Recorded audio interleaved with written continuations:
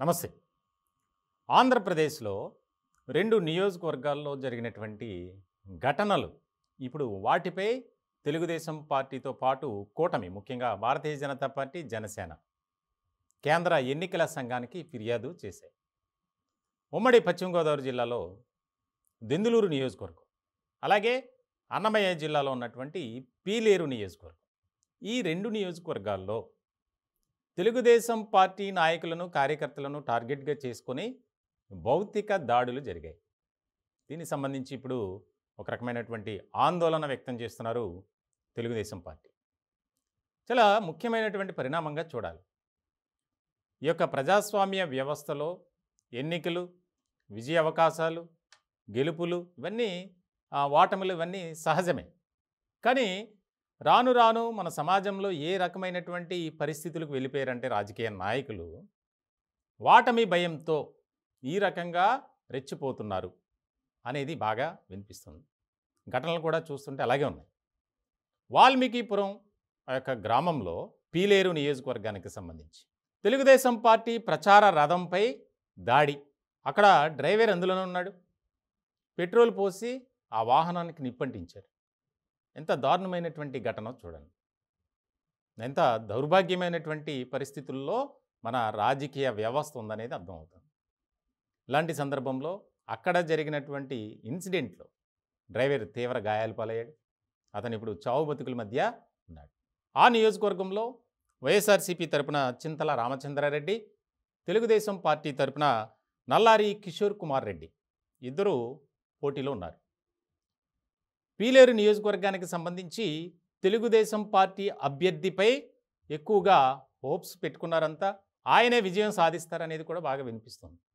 ఇలాంటి సందర్భంలో దానిని జీర్ణించుకోలేక ఈ రకమైనటువంటి భౌతిక దాడులకు పాల్పడ్డారు అనేది ప్రధానంగా వినిపిస్తుంది. ఇది పీలేరు నియోజకవర్గానికి సంబంధించి. దెందులూరు నియోజకవర్గానికి సంబంధించి చూస్తే గనక అక్కడ వైసీపీ నుంచి అబ్బయ్య చౌదరి, అలాగే తెలుగుదేశం పార్టీ నుంచి చింతమనేని ప్రభాకర్ ఈ ఇద్దరు వారాహోరి. ఒక రకంగా చెప్పాలంటే ఈసారి ఖచ్చితంగా తెలుగుదేశం పార్టీ అక్కడ గెలవబోతుంది అనేది కూడా వినిపిస్తుంది.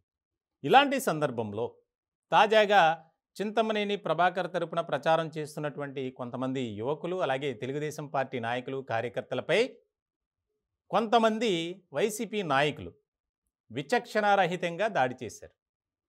వారిని చితకబాది, మీరు ప్రచారానికి ఎందుకు వెళ్ళారు, ఇంకొకసారి ఇలా జరిగితే మిమ్మల్ని గ్రామం నుంచి వెలివేస్తాం అని. ఎంత దారుణం చూడండి. అంటే ఎన్నికలు అన్నప్పుడు 2 పార్టీల నుంచి ఖచ్చితంగా పోటీ చేసేవారు ఉంటారు. ఆ అభ్యర్థి యొక్క సామర్థ్యాన్ని బట్టి, అతనికి ఉన్నటువంటి పేరు ప్రఖ్యాతలను బట్టి విజయ అవకాశాలు ఉంటాయి. ఒక్కొక్కరు ఒక్కొక్కసారి గెలుస్తారు, మరొకరు ఓడిపోతారు. ఇలాంటి సందర్భంలో అక్కడ ఉన్నటువంటి పరిస్థితుల నేపథ్యంలో, మారుతున్నటువంటి రాజకీయ సమీకరణాల సందర్భంలో ఈ రకమైనటువంటి దాడులు జరగటం అత్యంత బాధాకరమని రాజకీయ వర్గాలు కూడా ఒక చర్చ జరుగుతుంది. దీనికి సంబంధించి చాలా సీరియస్గా తీసుకున్నటువంటి టీడీపీ హైకమాండ్ కేంద్ర ఎన్నికల సంఘానికి ఇప్పటికే ఫిర్యాదు చేసినట్లు కూడా మనకు తెలుస్తుంది. ఎందుకంటే దాన్ని విచారణ చేసి ఎవరు ఈ యొక్క ఘటనలకు పాల్పడ్డారో వారిని కఠినంగా శిక్షించాలి. ఆయా నియోజకవర్గాలకు సంబంధించి వైఎస్ఆర్సీపీ అభ్యర్థులు ఎవరైతే ఉన్నారో వారే ఈ యొక్క దారుణానికి, ఘాతుకాలకు పాల్పడుతున్నారు. చాలా చోట్ల ఇదే రకమైనటువంటి పరిస్థితి రాష్ట్ర వ్యాప్తంగా. కాబట్టి రాష్ట్ర ఎన్నికల ప్రధాన అధికారి దాని మీద ఫోకస్ పెట్టి ఎవరు ఎక్కడ ఇలాంటి చర్యలకు పాల్పడుతున్నారో వారిపై కఠిన చర్యలు తీసుకోవాలనే డిమాండ్ కూడా ఎక్కువ అవుతుంది. ఇలాంటి సందర్భంలో వాల్మీకిపురంలో జరిగినటువంటి దాడిలో అయితే ఆ యొక్క డ్రైవర్, టీడీపీ ప్రచార రథం పూర్తిగా దగ్ధం అయిపోయింది. అది గుర్తు తెలియని యువకులు అంటున్నారు.